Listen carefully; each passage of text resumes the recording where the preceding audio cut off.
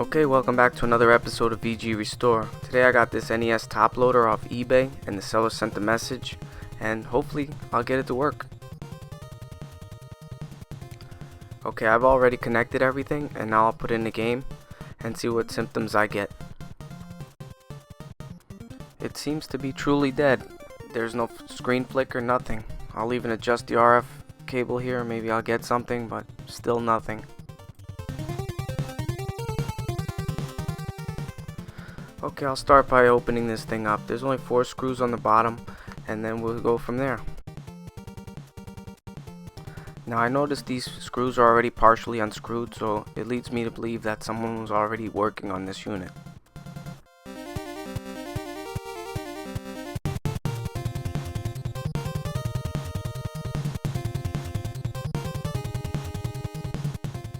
It's a shame because this unit is in really good shape. There's no rust, no corrosion. This is a nice unit. Oh hey, look, there's a loose screw right here.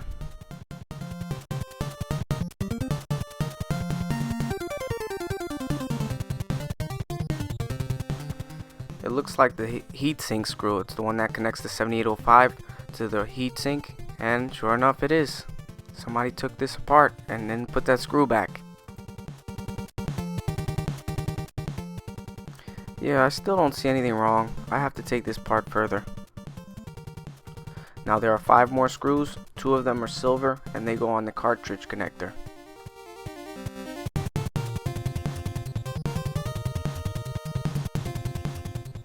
Okay, now let me just set everything else aside. Let me take a look at this board.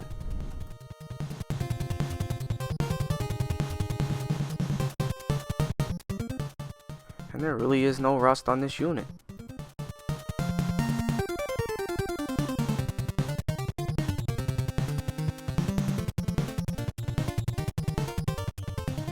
Okay, I think I discovered a problem here. It looks like the trace was lifted up on this cap here. I don't think the bad cap was the culprit of that mark on the board there. I think someone just set their iron a little too high. Okay, now I gotta take this heatsink off. It's 2 more screws, but actually remove 4. You don't have to remove the other 2 screws.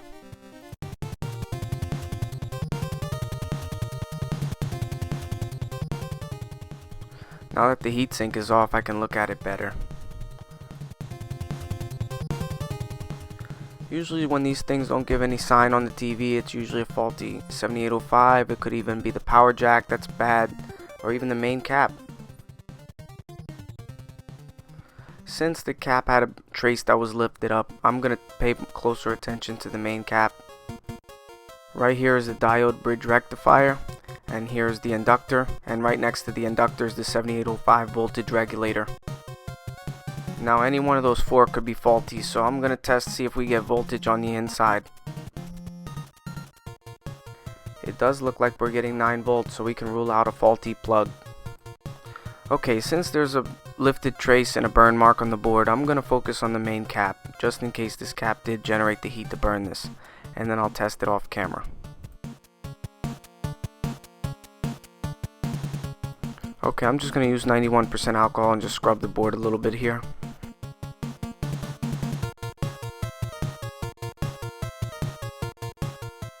Turns out the cap was good, so I'll just put it right back into circuit. Make sure to fit it in the right orientation, positive with the positive, negative with the negative.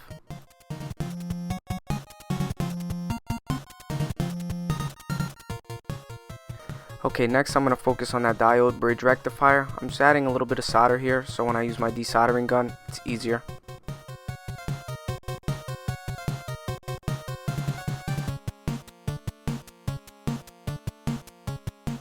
Here you can really see that lifted trace, but it still has continuity, so I don't think that's the problem.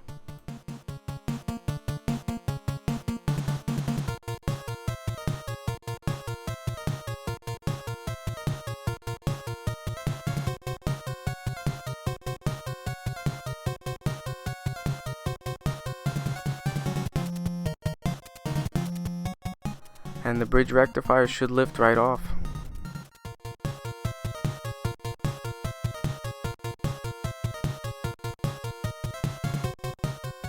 Okay, so I pulled another bridge rectifier from an NES front loader. Some units have them and some units don't. Luckily I pulled this from a broken parts unit, so I didn't have to salvage it from a working unit. Of course, you could always just go on console5.com and order them. They're only 40-50 cents.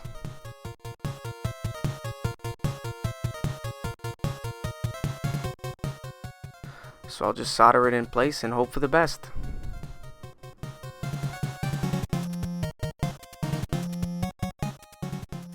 I added a bit too much solder right here. I'm just cleaning up my mess.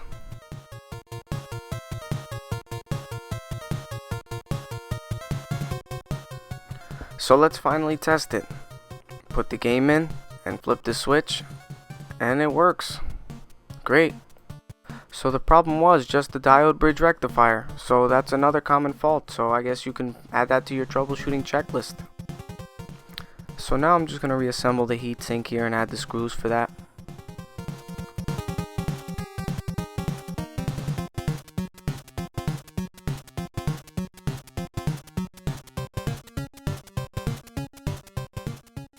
Of course, I'll add the screw that was supposed to go in the 7805 to the heatsink.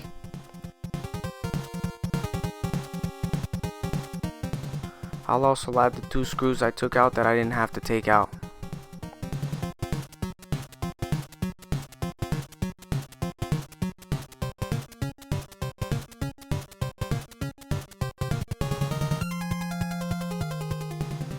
Okay, that would normally be where the repair ends, but since I'm in here, I may as well take the time and add an LED. Right now I'm just dremeling a hole to fit the LED right here in this little brace here. Now I do most of this drilling off camera. Now my LEDs are quite large, so I did have to take quite a bit off this brace here. If you do this, try to use a smaller LED. Okay, so here's the LED. I fit it with a 100 ohm resistor because I'm going to be taking 5 volts from the 5 volt rail here.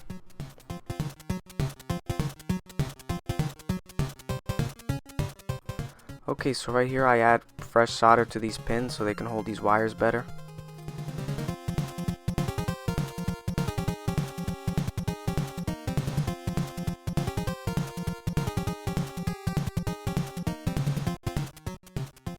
And just add the wires. Yeah, I'm really happy with that. There's not too much wire and it's perfect.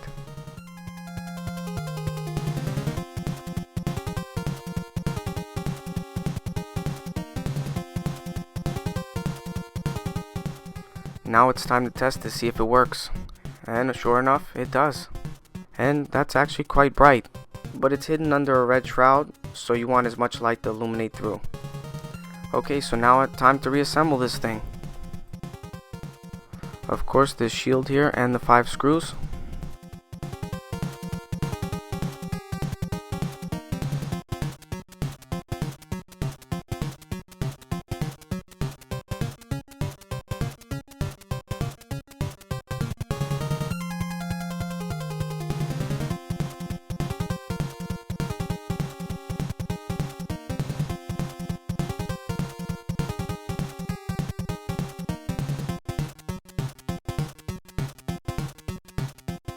Now we fit the LED through the hole, and now this is a little bit tricky because the case is actually in the way of your hand, so you can't get a good grip on it, but with a little patience you should be able to do it.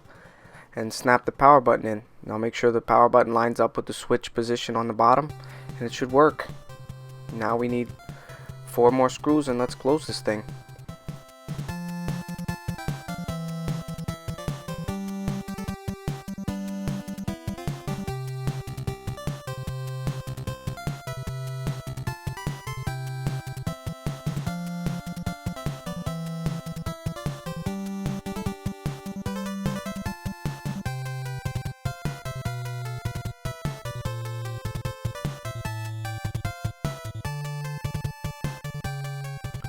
Okay, with everything screwed up, I'll give one final test to the switch. It works. Now it's time to test it.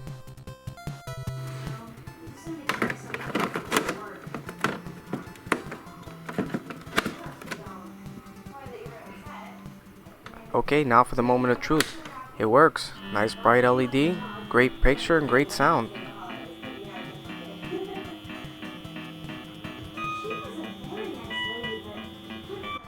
So this was a fun video. Turns out it was just a diode bridge rectifier. Now that's one more thing to look out for. If your unit isn't getting power, that could be the case. Now don't forget to like, comment, and subscribe, and thank you for watching.